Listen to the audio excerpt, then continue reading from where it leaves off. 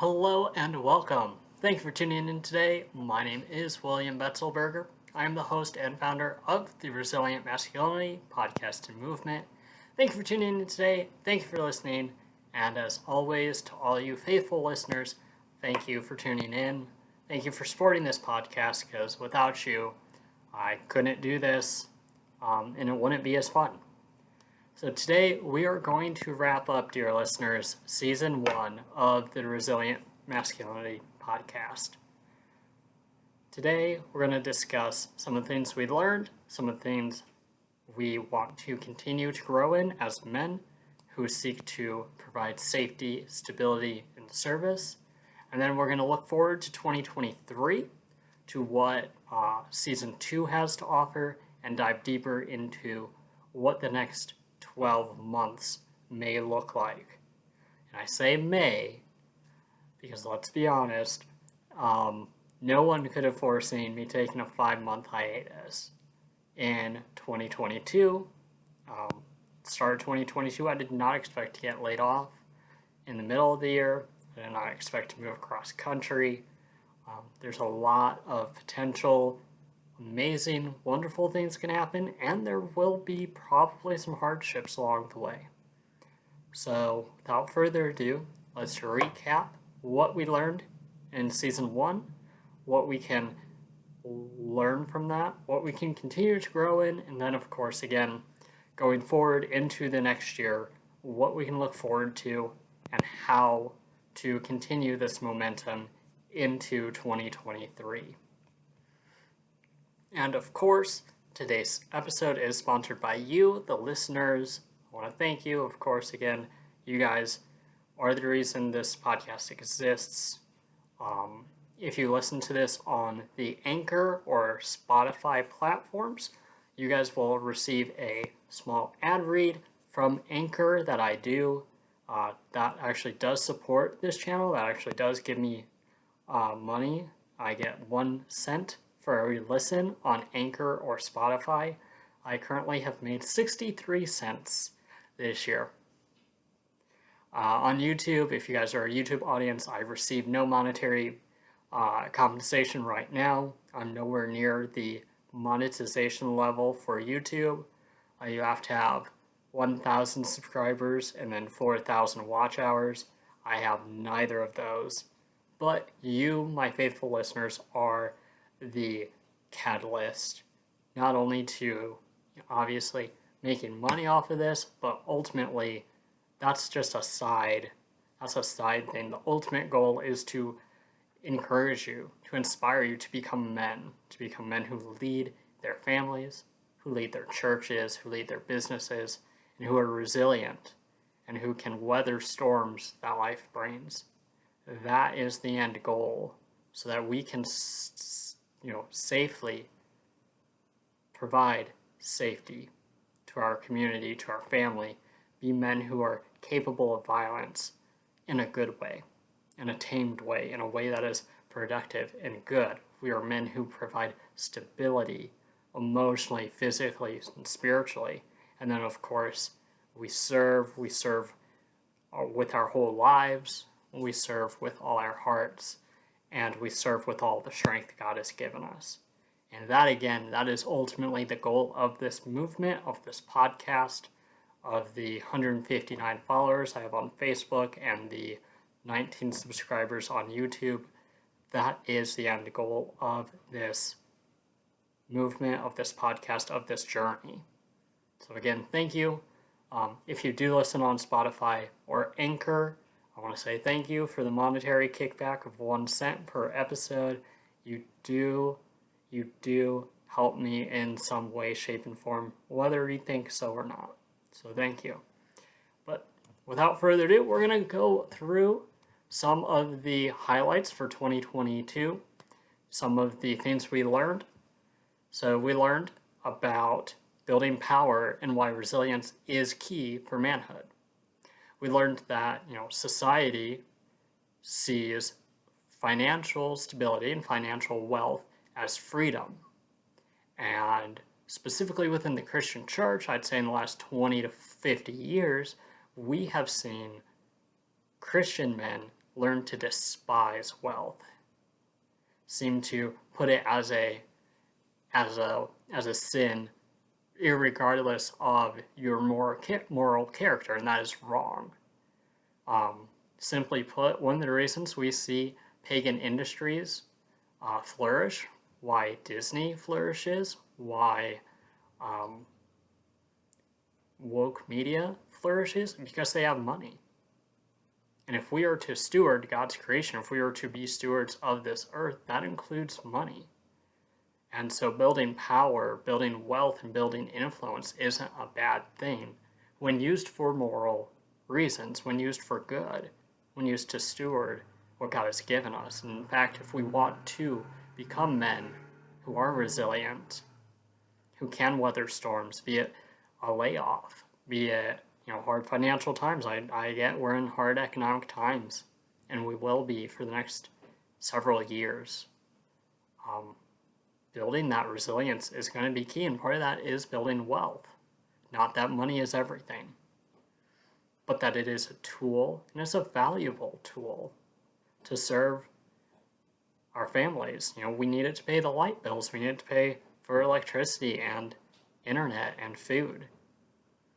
We need it to be able to interact in an economy and provide product to people, to provide services for people, and provide goods and services that ultimately benefit those around us. We learned about becoming men of production, being men who produce more than we consume, that it is masculine by nature to be productive. It is masculine by nature to produce. And that is part of God's dominion mandate. That is the part of the mandate he gave Adam and Eve, and I'd say specifically men, in terms of our leadership involved in this and our mission in this, to be fruitful, to multiply, to take dominion over the earth and the animals, and to subdue it. Why? Ultimately for the glory of God. We learned that there are three strong enemies of societies, or three enemies of strong societies. There's more than that, but the three we listed were pornography, were no-fault divorces, and honestly, I don't remember that third one, but I do believe it was abortion or birth control, one of the two. We learned to live free and unafraid, to be uncancelable, to be irremovable, to become resilient. We learned that it's a man's duty to serve and protect. That means more than just physically, although it means that. It also means spiritually and emotionally, being men who are not easily moved by the whims and emotions of those around them, being able to see clearly the plays that are being made by propaganda and those who want to do you and your family harm. We learned that Disney hates your children, that they want to make them gay sodomites who ultimately embrace degeneracy. We said in response to that you should stop supporting those who hate you. We learned, or I was encouraging you to learn, different myths about homeschooling, that you are in fact capable of educating your children. You are in fact able to become a very good teacher, in fact a highly qualified teacher for your children. Because ultimately as Christian men, we are called to educate our children. And a reason why so many people in my generation who may have grown up in the church have left the faith is because ultimately they were discipled, not by the church, but by pagans in the public school system. That they were sent 5 days a week, 8 hours a day, 5 days a week to schools with unbiblical, unchristian worldviews. And then we thought that 2 hours on Sunday and an hour or two on Wednesdays was going to work and effectively discipling them. No, That's why we see such apostate churches today. That's why we see my generation become so apostate, is because they were effectively discipled by pagans, not by Christians. We looked at how the worldview of abortions, ultimately the idea that a human life is only valuable based off of someone else's choice, whether or not to want that life, paved the way for mass shootings. And how mass shootings didn't really start to become a bigger thing prior to the passing of Roe v. Wade. And then, of course, we looked at what does the reversal of that mean. I currently live in a state where it is very strict to get an abortion, and that's one of the reasons I love this state. However, the fight's still hard, and we will have to fight state by state to ensure that every child is loved and valued, and that we no longer see the shedding of such innocent blood. And then lastly, in our last episode, we touched on the controversy of modesty for Christian men and women, and the lack of faith and lack of strength of pastors to call out sin within the church. And you, my dear listeners and my dear followers, that's where we left off. What are we going to do now? Now, it's time to get ready. We've got 20 more days of this year. What are you going to do about it? With all those things that we've learned, that we've been encouraged about, that we've hopefully been challenged on, what are you going to do? How does that affect your day-to-day life? Does it at all? Also, what are we going to do about next year?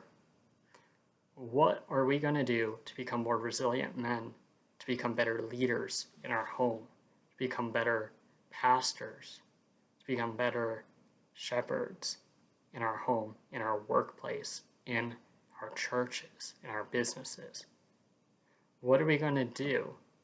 How are we going to become physically stronger so that we can protect those around us? What are we going to do to become more prepared for the upcoming financial hardships? Because let's be real, it's coming. It doesn't take a genius or an economist, or a statistician to tell you. Inflation is going up, interest rates are going up, the amount that your money is buying is less, and it's getting harder. In 2023, by all accounts, most experts are saying we're going to be in a recession. So what does that look like? How are you going to become resilient in case you get laid off? And if you're the sole breadwinner of your family, what is that going to do? How are you going to prepare for that? That is what we're going to dive into in 2023. We're going to look at much more in the realm of practical step-by-step guides in order to prepare your finances, in order to talk about family discipleship, what that may look like. How do you pastor, your kids? Maybe you don't homeschool them. Maybe you send them to a Christian academy or, a Christian school, or maybe your church runs a school of some kind. How are you going to effectively help come alongside those who are also teaching your kids while taking the lead? You take the lead as the father, you taking the lead. How are you going to effectively disciple your children? How are you going to pastor your wife when so much of the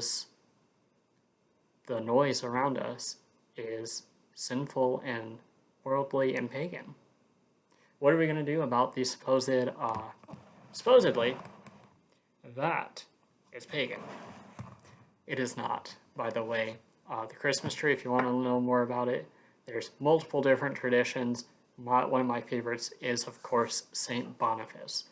How are we going to embody the spirit of Saint Boniface, who took his axe and in the midst of pagans worshiping a tree to Thor, he cut it down and said, no, the idolatry stops. How are we going to do that in a generation that idolizes sex, free sex, and infertility? How are we going to become men of production when society is only consumeristic and wants more selfishly instead of producing in a selfless manner? Those are the things we're going to tackle in 2023. I don't have a full week by week breakdown, but I will say we're going to go, I think, month by month as topical. So, for example, say in January we may do finances, and that may look at jobs, that may look at trades and jobs, that may look at what your personal finances may look like. I recently, actually as of yesterday, got my first loan on a car. That is a big step for me. That was not how I was usually, that's not how I'm normally used to my finances.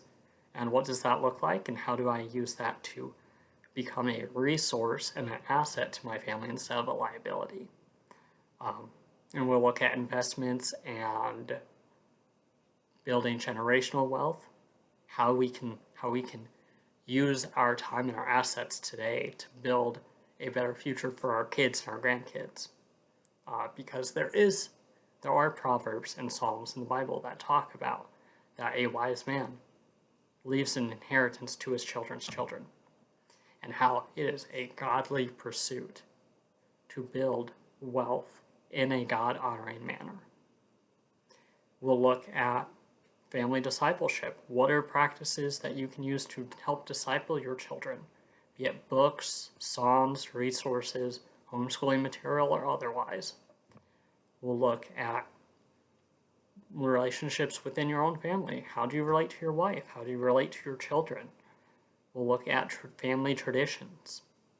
What do you do? Do you celebrate Christmas? Do you celebrate Halloween? As a Christian, can you celebrate Halloween? And other things of that nature. So we're going to get much more in-depth, practical, step-by-step guides. And let's be real, okay? Let's be honest. We can all learn. We can all grow. I'm not perfect. If my wife is ever on this podcast, she will also tell you she's not perfect. Our dog, Buckwheat, he's not perfect. I'm sure you're not perfect either. But we can learn, we can grow, we can become more resilient men, because that's what we're called to be. So let's take action, let's equip ourselves, let's quit us like men, act like men, be men of courage, be men of action, production, be men of skill, be men of courage, again. Be strong and courageous, do not be terrified, do not be discouraged, for the Lord your God will be with you wherever you go. That's Joshua 1:9. Or Joshua 4:9. One of the two. Either way. That's the promise. So, be a man. Be a man. You know how to do this. We can do it together. Encouraging each other, walking alongside each other, giving each other advice on what to do, what not to do, how God has worked in our lives, things that maybe we wish we had learned 20 years ago. Experiences that, hey, maybe I went through this, and so you don't have to. I've made some boneheaded decisions. I've been dumb before. I've done some things I, shouldn't have. But I learned, I grew. And hopefully you guys can share those things with each other as well. So we're also going to look at building ourselves a better community. Hopefully it's not just me in 2023. Hopefully we can get some other men on this podcast and actually start to grow some of the resources we have for you. That is still definitely in the works. It's a lot harder now that I moved. However, hard doesn't necessarily mean impossible. It just means more difficult. So, thank you for listening. Thank you so much for making 2022 a good year for Season 1 of the Resilient Masculinity podcast and movement. Thank you for hanging in there, especially during the hiatus. Let's be men. And until next time, until 2023, gentlemen, take action. Become the men you are called to be by God. Be the resilient men God has called you to be.